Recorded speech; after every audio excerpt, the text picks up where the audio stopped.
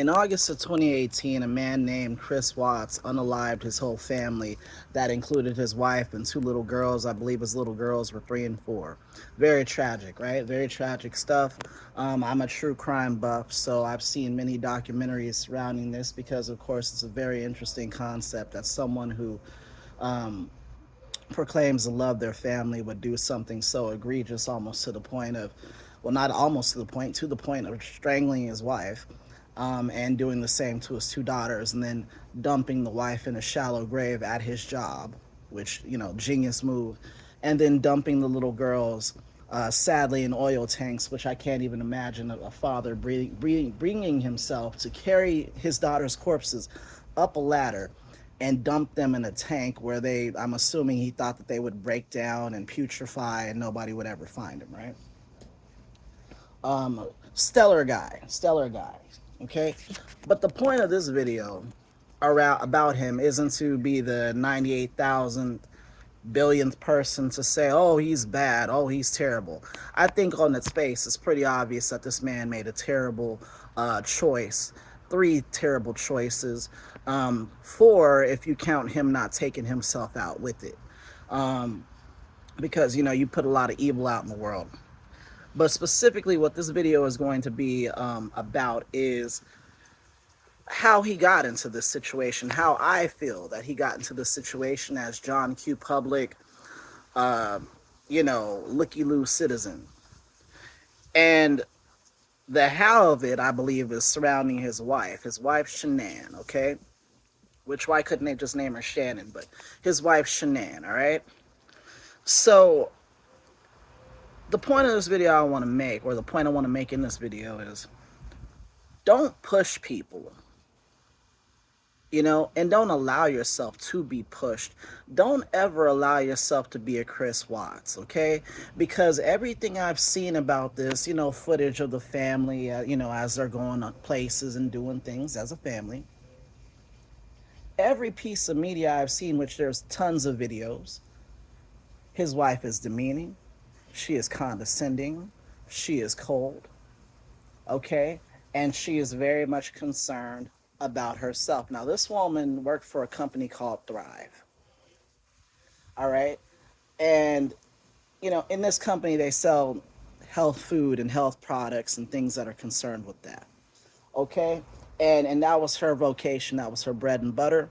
And so, of course, she had to make videos about it. But I feel like she took it too far.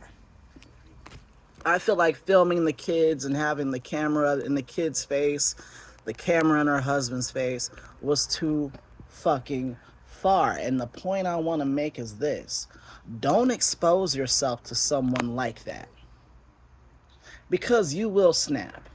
I'm not saying that being around a narcissist will make everyone do what he did. I'm not saying that. And I'll also say this, more importantly, I'm not saying that her behavior excuses his actions, right? Let's just get that out the way. There's nothing that she could have done short of trying to take him out herself that should have elicited this response in him. Okay? Divorce is a thing. Divorce her. But getting back to my point, for all the people who are going to attack the video and say, oh, I can't believe you're saying that. Yeah, I'm saying it. And guess what? She can't hear me. So, when you look at someone who's obsessed with social media, always taking videos, always doing this, always doing that, that's one thing. When you throw little kids who don't have a say-so and can't fight back in it, that's another thing. When you throw your spouse into it, who obviously visibly does not want to be there, that's another thing. This was a woman, and God rest her, but this was a woman who had an issue. This was a woman who was a classic ball-busting fucking I don't want to say what I really want to say in the off chance that a family member of hers could watch this. I doubt it. This is a very small channel. But this is clearly a woman that was all about herself. Okay? All about herself. And I'll say this. I don't understand people putting their children online like this. This is some Ruby Frankie 8-passenger shit.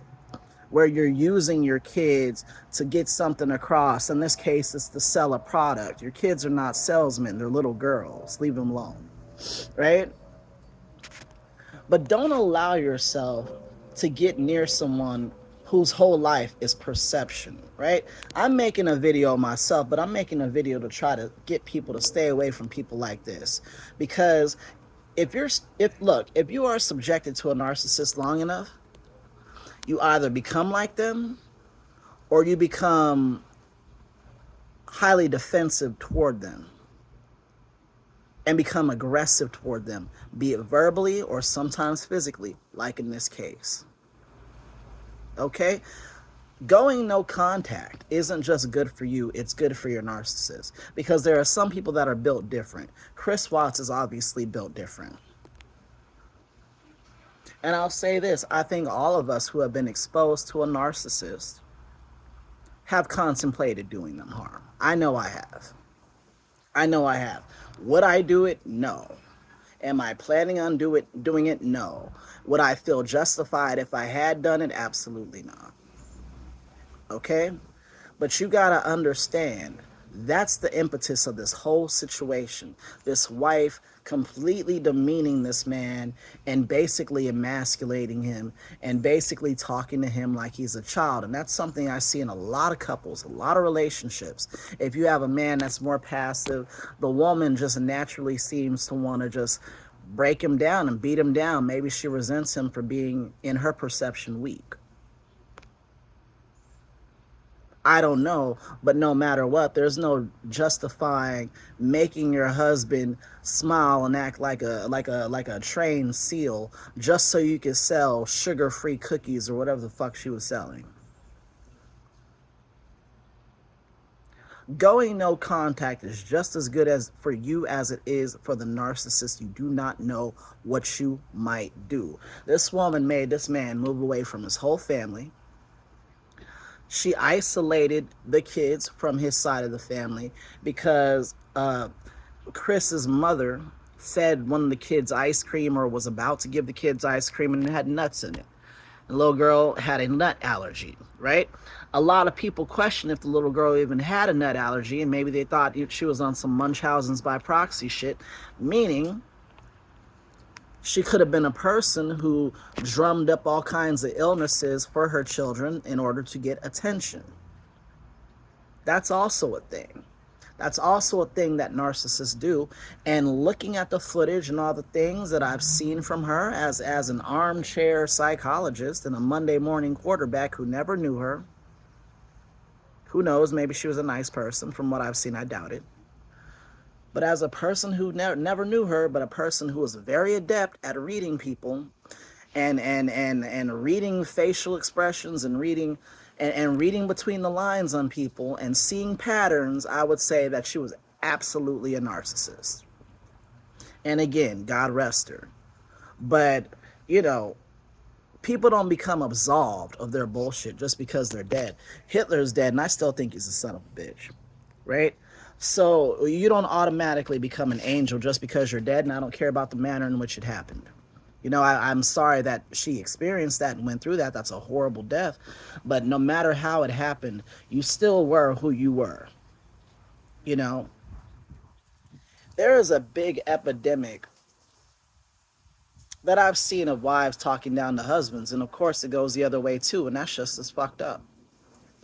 But I think culturally, it's more permissive and permissible for women to do this, to henpeck, to ball bust, to treat their husbands like a project, like a thing to be ridiculed, a thing to fucking poke fun at with your girlfriends, a thing that you tag in when you want this done or that done, not even viewing him as a person with feelings, because a lot of women unfortunately don't view men as people that have feelings and feel that they can be rude and unkind and do it openly, things they would never ever dream of doing to another woman. The issue that she had is she's doing that, and these other women are doing it to someone who probably has 3 times their upper body strength. A lot of these men who snap and unalive their wives have been dealing with shit building up and building up and building up and building up. And as I said, culturally, It's permissible for her to say this to you and do this to you because you as a man got to stand there and take it. If a man were to even defend himself a little bit, raise his voice, bang on the table, do something, and just scream enough, everybody in that room will look at that man and say, why did you even do that?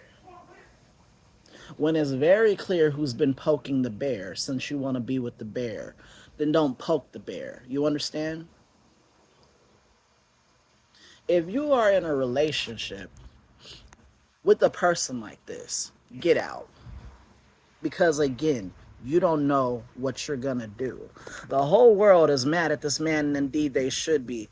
But I knew immediately when this shit came out 6 years ago, immediately, from just watching all the footage of all her advertisements and all this shit that she put out there to sell her Thrive, okay, which again, you're a part of some Ponzi scheme, Mary Kay crazy bullshit. That's another red flag. But as soon as I saw that shit, I was like, this is a terrible person. I'm sorry. This is a terrible, terrible lady. This is a pain in the ass. This is a bitter woman. This is a woman who cannot go 2 seconds without a camera up her ass. I'm saying. Don't be put in a situation where you're doing 3 life sentences plus 84 years for wrongful termination of an unborn child. You got to get away from people. And the red flags are constant social media, constant showing everybody things that should be private, such as announcing the birth of your child. That shouldn't be the first thing shouldn't be, let me whip out a camera. This is a private moment. Your kid falling into the toilet should not be filmed. There are literal pedophiles in the world. Why are you putting your kids on the internet? You know, I don't really have much more to say. I'm just saying, they recently said that Chris is being threatened in prison, and so that's why I thought of this and I thought about the video, because I just, I really wish this man would have been aggressive in getting a divorce rather than in wrapping his hands around his wife's throat and fucking squeezing. I wish he would have gone no contact and then did whatever he could to see his kids on occasion. I wish he would have realized that his feelings mattered. I saw a thing where he said he could never be himself with her, and the reason why he went with the other woman is because he could be himself. If you can't be yourself around someone, that's a sign. That's a sign. And unfortunately for him, he went to the extreme, and now he is where he is. And unfortunately for her, her media presence or image was so important, and making her husband look like an asshole, okay, all over the internet, was so important that it drove her spouse to go crazy.